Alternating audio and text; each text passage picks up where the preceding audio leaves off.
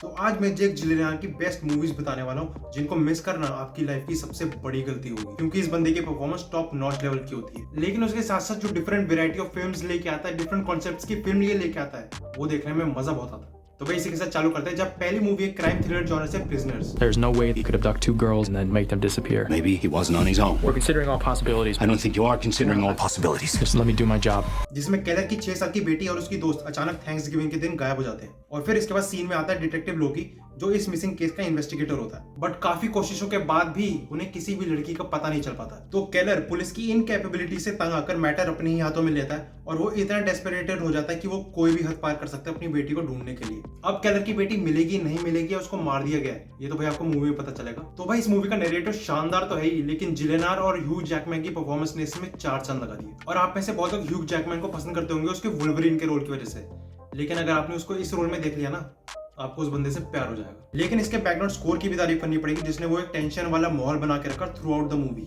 और इवन उसके साथ जो चिली एनवायरनमेंट था, डार्किश कलर पैलेट यूज करी गई थी, उसने मूवी का टोन सेट कर रखा था, जिसने मूवी के थ्रिल फैक्टर को और बढ़ा दिया। तो ये एक डार्क थ्रिलर मूवी है जो आपको पूरा time edge of the seat रखेगी। अब अगली मूवी है साउथ पार्क, जिसमें बिली एक बॉक्सिंग चैंपियन होता है जिसको आज तक कोई भी और कभी भी हरा नहीं पाया है। और इसकी एक परफेक्ट लाइफ होती है जिसमें उसकी वाइफ और बेटी होती है, लेकिन एक इवेंट पे उसके राइवल बॉक्सर के साथ उसकी एक ब्रॉल हो जाती है, जिस प्रोसेस में बिली की वाइफ को गोली लग जाती है और वो मर जाती है। और इस इंसिडेंट के बाद उसकी पूरी लाइफ तबाह हो जाती है, जहां वो बॉक्सिंग से तो बैंड हो ही जाता है, लेकिन उसके बाद वो ड्रग्स और दारू के चक्कर में भी घुस जाता है। तो बिली की ये हालत देखकर सोशल सर्विसेज वाले उसकी बेटे की कस्टडी उससे छीन लेते हैं, और जहां पहले बिली के पास सब कुछ था, एक फैमिली, एक घर, सिक्योर्ड फाइनेंशियल कंडीशंस, लेकिन अब ऐसा कुछ भी नहीं है। तो वो अपनी लाइफ को स्क्रैच से कैसे स्टार्ट करेगा अपनी बेटी के लिए, वो देखने वाली बात है। तो ये एक स्पोर्ट्स फैमिली ड्रामा है जो आपको थोड़ा बहुत इमोशनल तो कर ही देगी।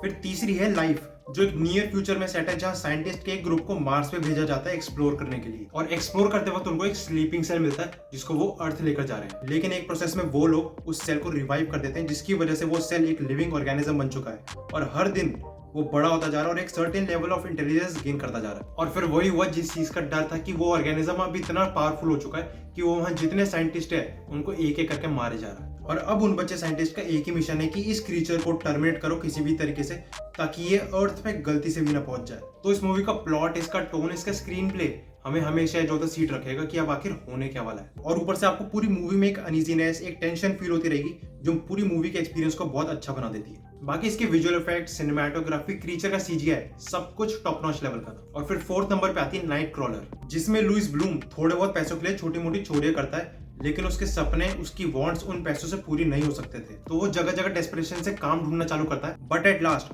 वो एक फोटो जर्नलिस्ट बन जाता है, जो क्राइम सीन्स की लाइव फुटेजेस न्यूज चैनल को बेचना चालू कर देता है। तो जैसे जैसे लुइस ब्लूम इस काम में एक्सपर्ट होता गया, तो उसने ऐसी चीजें करना शुरू कर दी जो भाई कोई सोच भी नहीं सकता था। तो इस मूवी का camera work, outstanding cinematography, individual performances, सब इस मूवी का प्लॉट को एक अलग ही लेवल पे ले गए। और ये मूवी आपको दिखाती है, समझाती है TV industry, specially news industry की वो हार्श रियलिटीज, कि वो आखिर फंक्शन कैसे करती है, जहां मॉरल्स नाम की कोई चीज ही नहीं होती। और अब अगली मूवी है डेमोलिशन, जिसमें डेविस वॉल स्ट्रीट का एक इन्वेस्टमेंट बैंकर होता है, और उसकी लाइफ बहुत स्मूथ चल रही होती है, लेकिन सिर्फ तब तक जब तक उसकी वाइफ की डेथ नहीं हो जाती है कार एक्सीडेंट में। तो फिर इस इंसिडेंट के बाद उसकी लाइफ में काफी स्ट्रगल आ जाता है, और अचानक से उसको चीजों को डिसमेंटल करने में, तोड़ने में मजा आने लगता है, पता नहीं क्यों। बट डेविस का ये स्ट्रगल कम होना शुरू हो गया जब उसकी लाइफ में एक कस्टमर सर्विस रिप्रेजेंटेटिव आई, और वो भी उस कंपनी से जिसके खिलाफ डेविस काफी कंप्लेंट लेटर लिख चुका था। अब ये लड़की और उसका बेटा कैसे इसकी लाइफ को चेंज करेंगे, वापस ऑन ट्रैक लाएंगे, ये आपको खुद पता लगाना पड़ेगा। तो ये थी जेक जिलेनाल की 5 बेस्ट मूवीज का पार्ट 1, और आपने इनमें से कौन सी देख रखी है कमेंट करके बताना, और बाय चांस नहीं देखी